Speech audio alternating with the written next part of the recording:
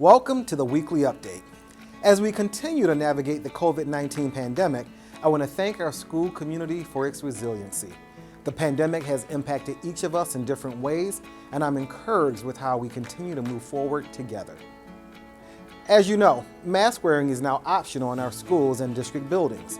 While we shared a letter with families and staff outlining important health and safety information, I want to highlight a few items here today.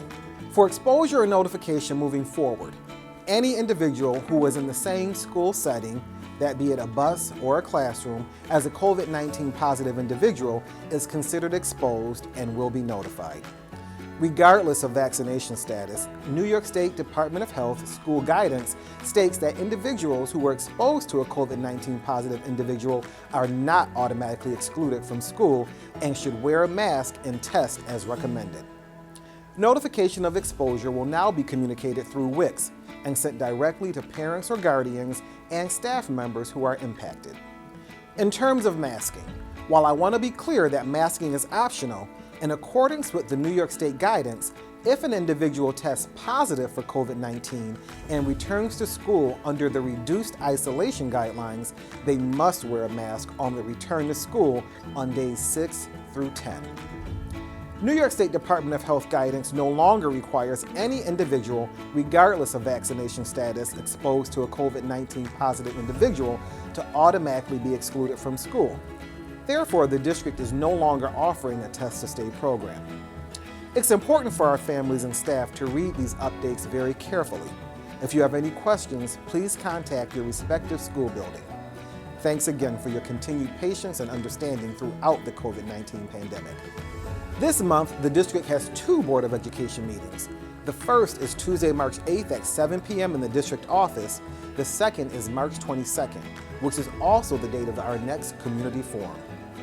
During the March 8th meeting, in recognition of Music in Our Schools Month, we're excited to highlight Ms. Kiefer's 4th grade strings, which features students from Forest, Maple East, and Maple West.